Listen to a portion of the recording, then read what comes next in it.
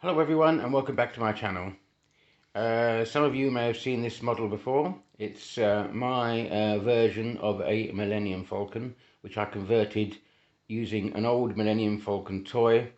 I extended the mandibles and I elongated the shape because I felt that I wanted to have more of a kind of streamlined shape for the Falcon. It's no longer the Falcon really, I suppose. It's just another Carillion YT transport, but I liked that idea of an elongated mandible coming from the front. It gave it more of a kind of a thrusting forward kind of feel to it, and so that's what I did with this particular toy. That's a view from the back, and I have put it onto an undercarriage which can be detached because I've put it on magnets. And I think that the overall shape works very well. It looks like it's, you know, flying fast even when it's sort of standing still, which is what the effect I kind of wanted. But this idea of converting this toy into a more streamlined Millennium Falcon continued with when I purchased the Hasbro 29-inch Millennium Falcon model. And here it is.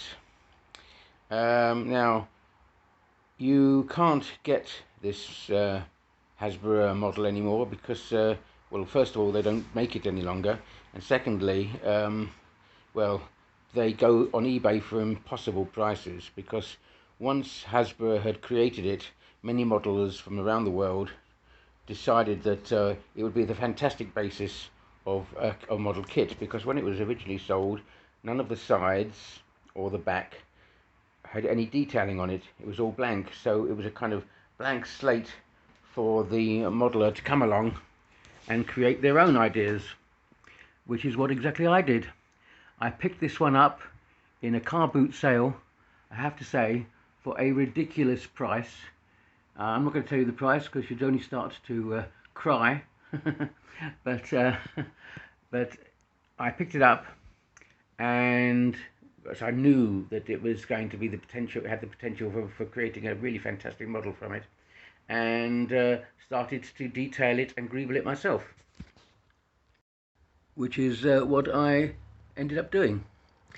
And what I've done so far is finish the fabrication of all the detailing. I just thought it was such a big model, I wanted to just detail the hell out of it, because you can get garage kits, of course, which help you to convert this to a screen accurate version, but those garage kits prove to be very expensive and I don't have the money. So I decided to just use my own imagination and create my own, which is what I've done. So yes, I've greebled the hell out of it, and so far I have put an undercoat on, and then, as you can see, dusted it with rust coloured primer as well, because I wanted it to have a rust coloured look in places, as if it's been standing outside in the rain and the elements for millennia. So none of the painting is going to obviously stand as it is.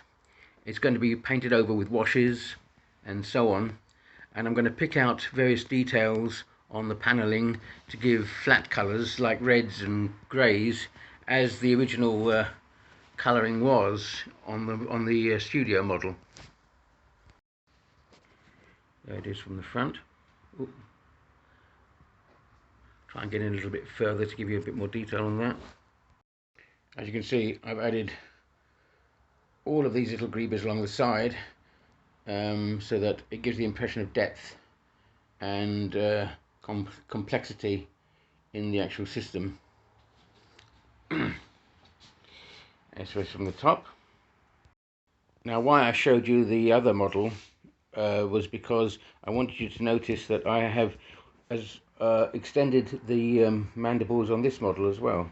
They originally stopped around here, and I've extended them forward because I wanted to add more detail, and because I felt that it looks better in proportion with the rest of the ship, to have the mandibles extended slightly. I just think the proportion looks better, and it also gave me the opportunity of, as I say, detailing the hell out of it as we go forward and across the model itself. So when I've also added lots of pipe work, extra piping work, and panel detail on the model, especially around the back here. Now, as I keep on saying, this is not a studio accurate model. It's not intended to be a studio accurate model. It's my interpretation of the details and stuff on the Falcon. If you want to sort of give it a kind of backstory, I look at this as the Falcon in its sort of last stages of life after Rey Skywalker has kind of got older and perhaps married off, and she's auctioned the Millennium Falcon because she ran into debt, as Han Solo originally did, and so the thing's laid around for years in a junkyard, and has gone through several owners before ending up like this, and lots of conversions, lots of patch-up jobs, and so on and so forth, for it to actually get to this stage where we see it now. This is just to give you some idea of the detailing on the undercut on the underside. I decided to stick with a tripod arrangement for the undercarriage, three landing legs rather than the 5 that you see in later movies, because I liked the original configuration of the original movie. So that's why I stuck to 3. And as I say, the landing legs do come off. I'll show you. This is a detail of one of the landing legs, and what I've done is I've added these flaps on either side, so that when they're attached to the model, it gives the impression that the landing bay doors are open, and the thing is in its resting landing state. So that's the model, and now I'm going to start putting on the washes and the paintwork, and see how far I can get with it, and hopefully it's going to make a good display model at the end of it.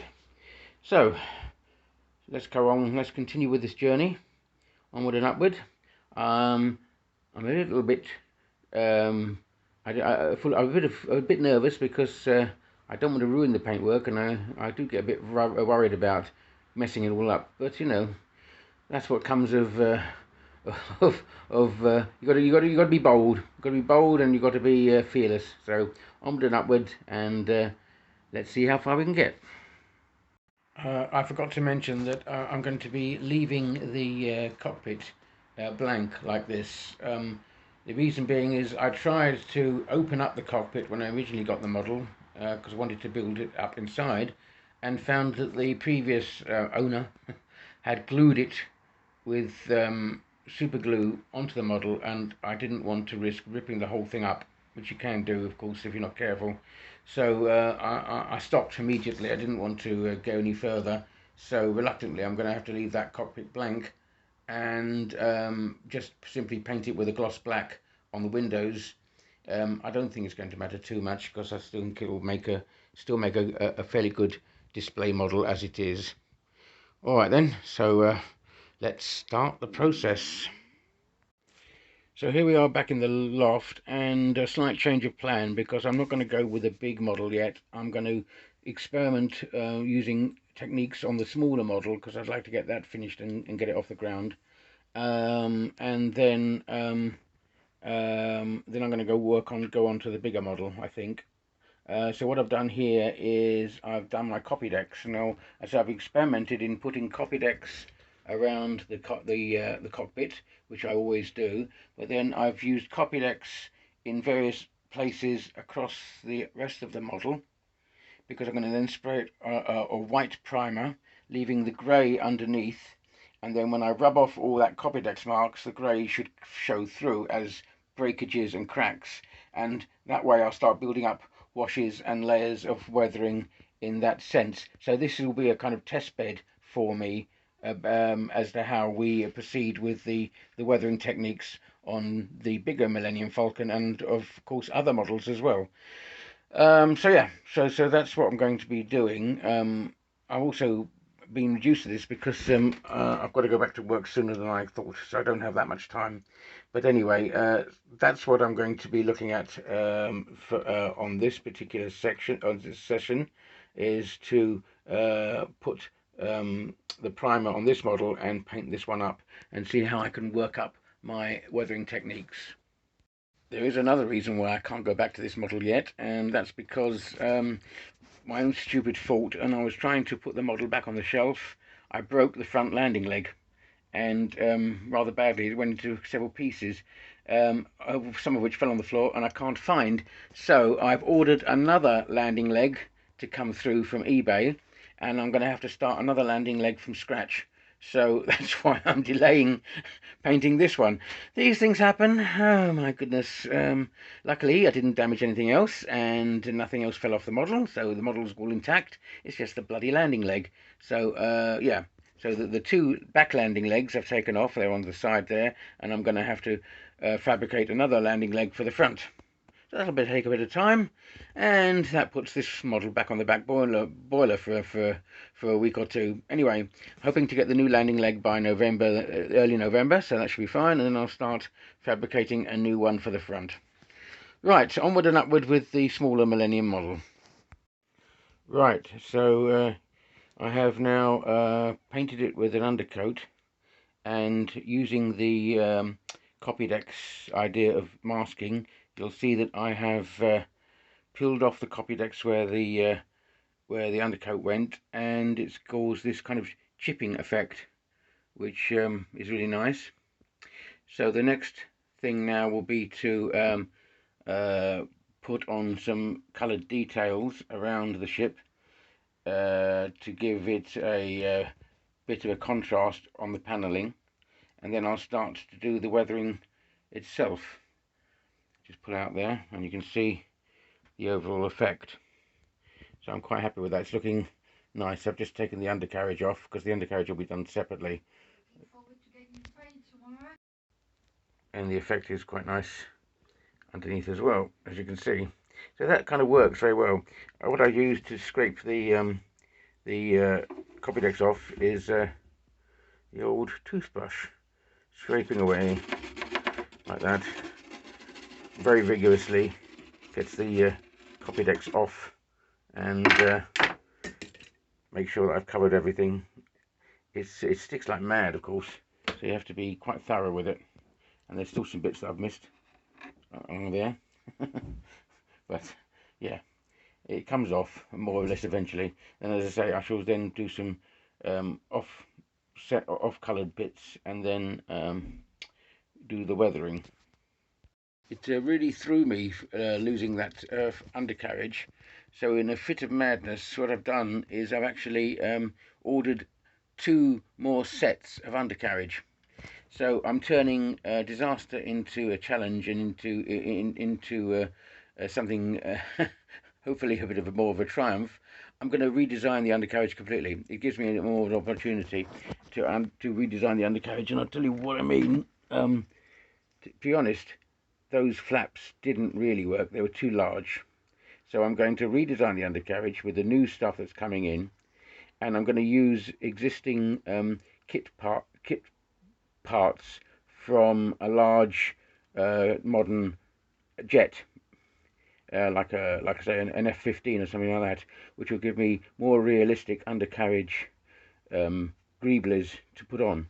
So that's what I'm going to do. So it gives me an opportunity of restarting this and going again, and hopefully that will produce a more realistic undercarriage for the Falcon. Still put on with magnets, of course, but the magnets are already in place under the falcon, and I need to just buy some smaller, thinner magnets to go onto the undercarriage when I get it. So that's my plan. So out of disaster comes triumph, and I will be getting on with that, which you'll see when I start doing it. Okay, but onwards with the smaller falcon, or I don't know exactly what I'm going to call it actually. This is no longer the Millennium Falcon, but I want to call it something equally as interesting. Well, if you've got any ideas, put them in the comments. But something along the lines of it's another, as I say, another YT transport, but I think it looks more streamlined. So anyway, if you've got any ideas about what I can call the new ship, let me know. Anyway, onward and upward. Let's get on with it. So there's the first wash, the first pass rather, of all the of the washes. I've got some greys, some grey greens, and some off whites onto the model, and we're getting texture and feeling as we pass over the model. What I've got to do now is to start emphasizing all the contrast between the different plates, the different paneling. So that will be coming, so that I'll have to put in a deeper wash of blacks into that to bring out the contrast between the paneling. But yeah, so that's the first pass, and it's looking okay from that angle, from that point of view. I've also done the underside, and I'll just show the underside as well. So the underside has also been done. As I say, we now need to darken all the deeper bits, and then I need to put some splashes of other colour into it, like some reds and some blues, I think, in certain bits of the paneling, just to bring that out. I also need to look at the paneling going along the bottom. Of course, it's upside down, but you get the idea, along the bottom as well. Yeah. So that's how far we've got at the moment. Not looking too bad. Yeah. So onward and upward. Let's continue with the washing and the texturing of the colouring in. But yeah, happy with that. I think the greens will need to be darkened a bit more because it's not really supposed to be green. Oh, and I need to also put in a lot of rust. That's the only thing I haven't got at the moment is rust, so that needs to be put in as well. Okay, onward and upward, here we go.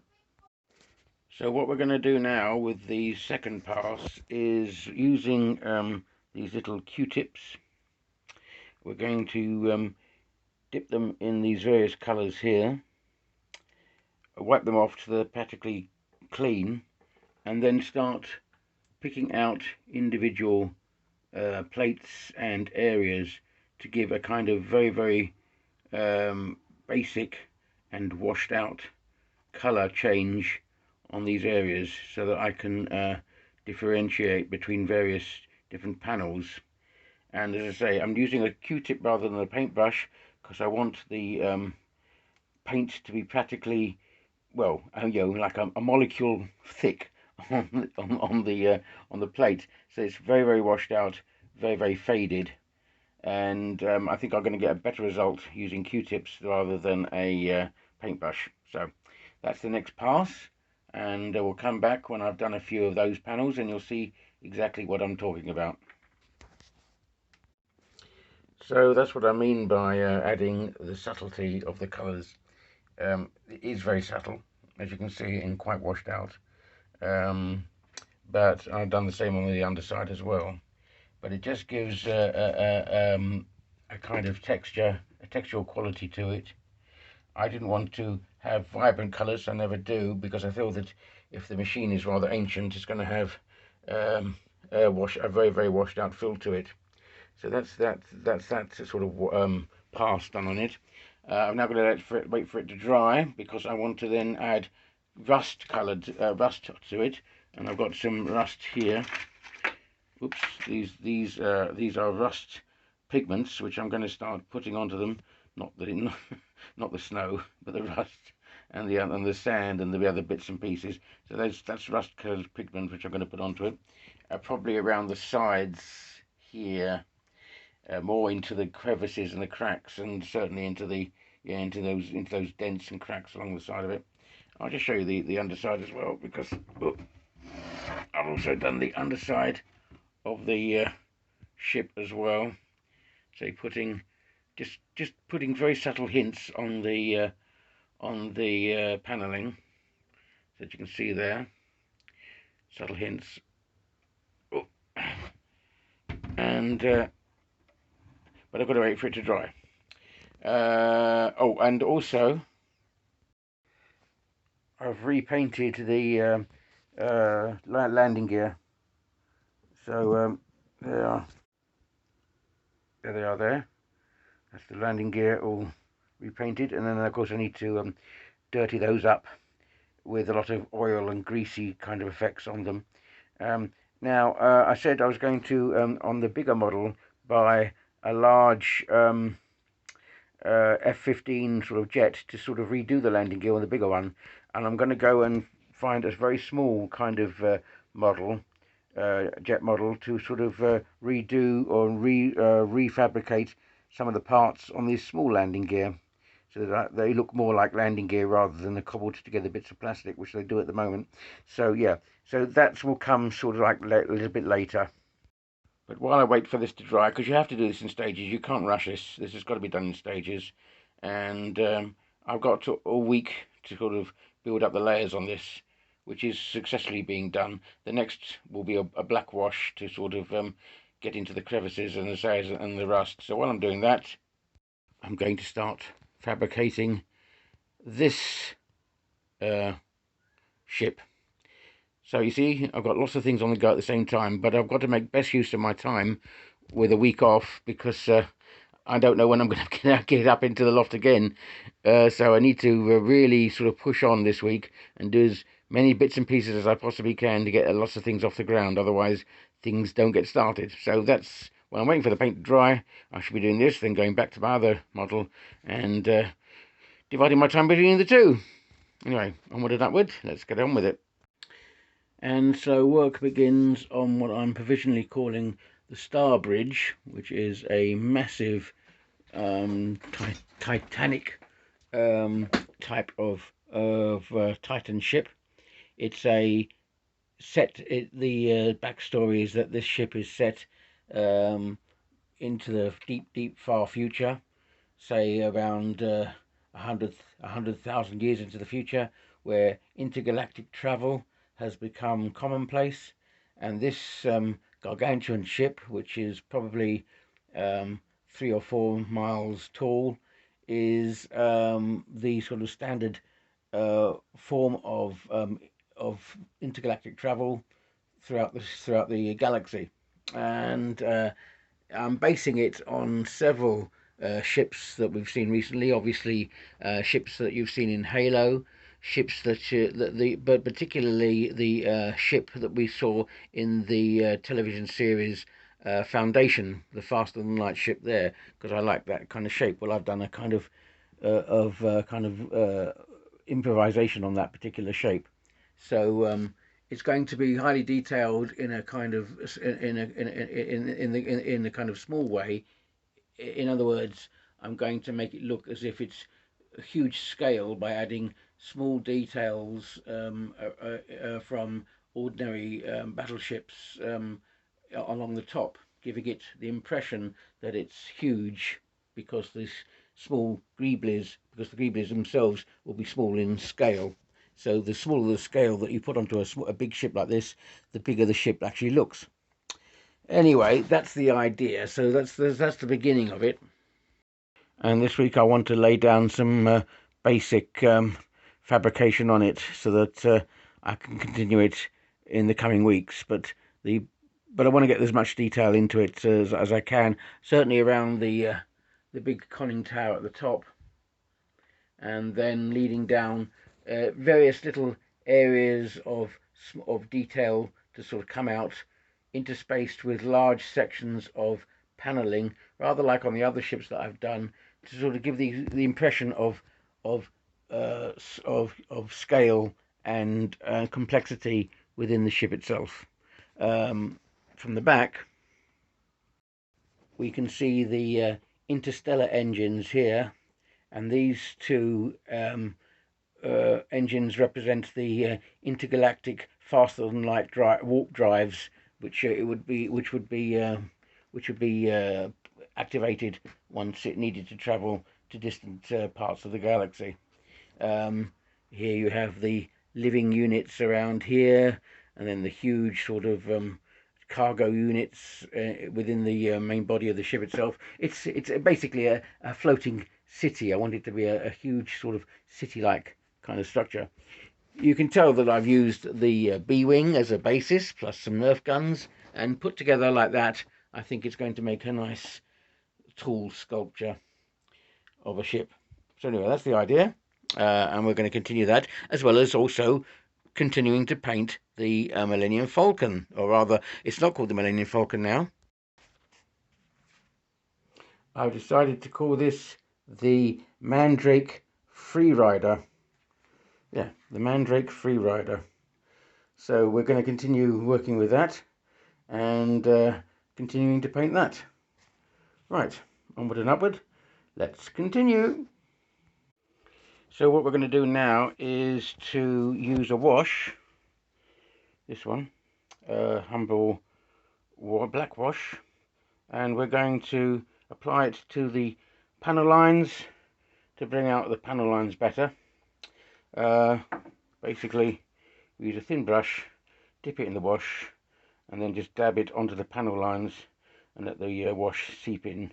And using capillary attraction, they should run down the panel lines, bringing out the emphasizing the lines and some of the ingrained dirt, so to speak, that would collect in the panel lines. So we'll try that and see how far it gets, and then we'll have a look at the results. Now this will take a bit of time because I've got to do the top surface, wait for it to dry, turn it over, do the bottom surface, and then wait for it to dry, and then do the sides. So we'll come back when all of it's done, and we'll have a look and see where we are there. And so, well, here she is with the panelling done and some of the rust applied, but not all of it, because I have run out of time now to complete it in this session. But over the next couple of weekends, I'll probably just come back to it and touch it up a bit. But I think, yeah, that's the more or less the major weathering completed now on the Mandrake Free Runner, as I'm calling it, and I'm quite happy with the outcome. I'll just move in a bit, and you can see it a bit more clearly. I need to define the details a little bit more. Some of them have been a bit obscured by some of the paint. It's got a bit too dark, perhaps in various areas, and I need to come back and have a look at that again. But on the main, I think it's worked quite happily with that. It looks washed out and used, which is what it was supposed to look like. So yes, as a test bed for the larger model, I think I've learned quite a lot on how to apply weathering techniques the way I wanted to do them. And I think the larger model now will work very nicely when I get round to it. The good thing is that my the landing legs have arrived from eBay, so I can start those new landing legs on the larger model as soon as I can. So that's that, looking like that. That's the bottom of the ship, which you probably won't see very well, so I'm just adjusting the legs. I still haven't done the legs yet, so I've still got to get round to doing the legs, but that's the bottom of the ship and how it looks at the moment, which I'm happy with.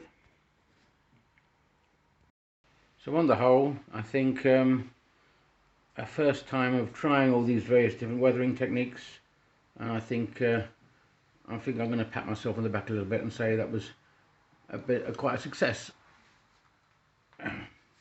Alright guys, well that's the end of this extended video. So as you can see, I've got the bigger Millennium Falcon to do, and the Mandrake Freerunner is more or less done, and then of course I've got the the Star Bridge, the big massive ship upstairs. I made a mistake by saying it was inspired by Halo. Of course it isn't. It's inspired by EVE Online. That's the kind of the large ships that use that kind of design. So yeah, EVE Online and the Foundation series for that big one. Anyway, thanks a lot for watching, guys, and I will catch you again shortly in the not too distant future. But I hope you enjoyed this particular video showing the Mandrake from start more or less to finish. See you again, guys. Bye now.